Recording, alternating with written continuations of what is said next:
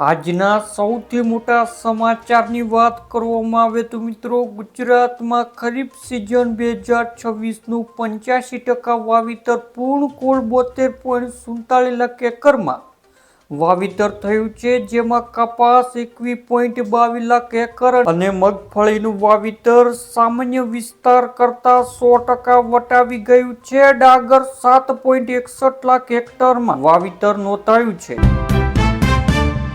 ત્યારબાદ મિત્રો, ફરી એકવાર મોંઘવારીનો માર. બિસ્કિટથી લઈને સાબુ, તેલ સુધી બધું મોંઘું થશે. રોજિંદા વપરાશની વસ્તુઓના પડકે બળતા ભાવ. 5 થી 10 રૂપિયાના પેકેટમાં મળશે ઓછો સામાન, પણ કિંમત એના એ જ રહેશે. વરસાદના કારણે શાકભાજીની આવકમાં ઘટાડો થતા મરચા, રીંગણ, ફુલાવર, ટામેટાના ભાવમાં કિલોએ 20 થી 30 રૂપિયાનો વધારો. અમદાવાદમાં કકોડાના આજના કિલોના ભાવ 250 થી 275 રૂપિયા બોલાયા. પશુપાલન કરતા લોકોને તબેલો બનાવવા સરકાર આપશે 1 લાખની સહાય, જ્યારે ખેડૂતોને નવા ટ્રેક્ટર ખરીદવા 1 લાખની સરકાર આપશે સબસિડી. યોજના માટે જાહેરાત સમયે ઓનલાઈન અરજી કરવાની અનિવાર્ય. લોન ન ચૂકવવા પર રિકવરી એજન્ટોની ગુંડાગીરી હવે નહીં ચાલે. ફોન કરવાથી લઈને ઘરે આવવા માટે લેવી પડશે પરમિશન. આરબીઆઈએ નિયમો બદલ્યા.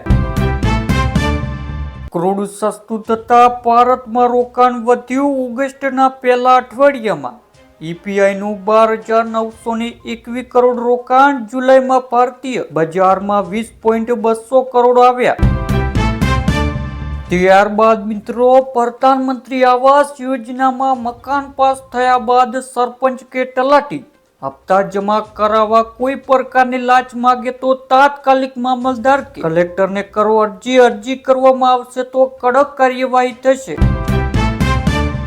ભારતીય પરિવારોનું દેવું 4.87 લાખ કરોડ રૂપિયા સુધી પહોંચ્યું, જેમાં 28 કરોડથી વધુ લોકો સક્રિયપણે લોન લઈ રહ્યા છે. લોકસભામાં નાણાં રાજ્યમંત્રી પંકજ ચૌધરીએ રજૂ કરેલા આંકડા મુજબ વ્યક્તિ દીઠ સરેરાશ દેવું 4,77,583 રૂપિયા થયું છે. માર્ચ 2026 સુધીમાં કુલ personal bank loan 69.39 lakh crore રૂપિયા થઈ ગઈ છે. છેલ્લા 4 વર્ષમાં ગોલ્ડ લોનમાં 600%નો ઉછાળો જોવા મળ્યો છે. સિદ્ધપુર હાઈવે પરથી 1.31 કરોડથી વધુનો દારૂ ઝડપાયો. પોલીસે બોગસ નંબર પ્લેટ વાળી ટ્રક સાથે ચાલકની અટકાયત કરીને દારૂની 15,486 બોટલો જપ્ત કરી. સુરેન્દ્રનગરમાં હાઈવે પર ચોરી કરતી આંતરરાજ્ય કંજર ગેંગ ઝડપાઈ. લીંબડી નજીકથી 3 આરોપી ઝડપાયા. 5.90 લાખનો મુદ્દામાલ કબજે કરાયો. ત્યારબાદ મિત્રો, આધુનિક ખેતીમાં નાના ટ્રેક્ટરની ડિમાન્ડમાં વધારો. કપાસ, એરડા, અન્ય ખેતીમાં સારી નિંદામણ અને જરૂરી ખેડ માટે મિની ટ્રેક્ટરનું જબરદસ્ત વેચાણ થયું. 40 થી 50,000 ફોન કોલ્સ તપાસીને 2 આરોપીને દબોચ્યા. પોલીસ જાપ્તામાંથી ધક્કો મારીને 11 વર્ષથી ફરાર નકલી ચલણ નોટોના 2 આરોપી પશ્ચિમ બંગાળ અને મહારાષ્ટ્રમાંથી ઝડપાયા. 2,900 કિલોમીટર કાપ્યા. 20 પલટો પણ કર્યો. ત્યારબાદ મિત્રો, આજના 10 ગ્રામ 24 કેરેટ સોનાની કિંમત 1,48,000, જ્યારે 1 કિલો ચાંદીની કિંમત 2,27,000 જોવા મળી. ક્રેડિટ કાર્ડ મારફતે મહિને 50,000 કમાવાની લાલચ આપી શિક્ષક સાથે 26 લાખની ઠગાઈ. ઝારખંડ વિધાનસભા ગેટ પાસે લાઠીચાર્જ. પોલીસ વિદ્યાર્થીઓને પકડી રહી છે. ઘણા પ્રદર્શનકારીઓને ઈજા થઈ. રાહુલ ગાંધી બોલ્યા, પોલીસ કાર્યવાહી ન કરે.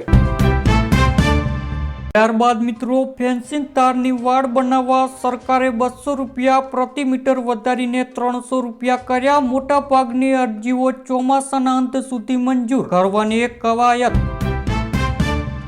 જામનગર શહેર અને જિલ્લામાં મેઘરાજાએ વિરામ લેતા ખેડૂતો શહેરજનોમાં વ્યાપક ચિંતા. ખેડૂતોની આકાશ તરફ મીટ મંડાઈ.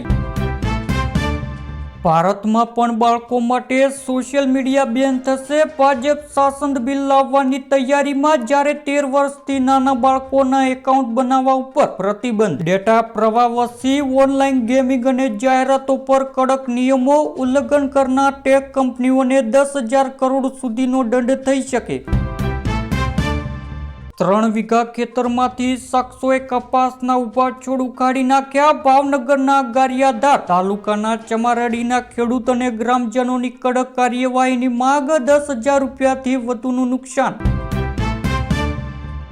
નાસિકમાં ભૂકંપ આવતા દક્ષિણ ગુજરાતની ધરા ધ્રુજી. હિલ સ્ટેશનના સાપુતારામાં 3.6 તીવ્રતાનો આંચકો, જેના કારણે સ્થાનિકોમાં ફફડાટ ફેલાયો. આ અસર દક્ષિણ ગુજરાતના સુરત, તાપી, વલસાડ અને ડાંગમાં પણ ધરતી ધ્રુજી.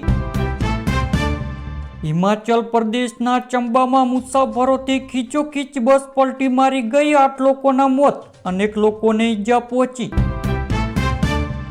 અમરનાથ યાત્રા 20 દિવસ વહેલા રોકવામાં આવી. વરસાદ અને ભૂસ્ખલનને કારણે રસ્તાઓ ખરાબ થવાથી નિર્ણય લીધો. અત્યાર સુધીમાં 4.8 લાખ લોકોએ દર્શન કર્યા. પશ્ચિમ કચ્છ એલસીબીએ અરજદારના 19 લાખ પરત અપાવ્યા. 13 તુજકો અર્પણ અભિયાન હેઠળ અરજદારને હોટલ વ્યવસાયના નામે થયેલી ઠગાઈના નાણાં પરત મળ્યા.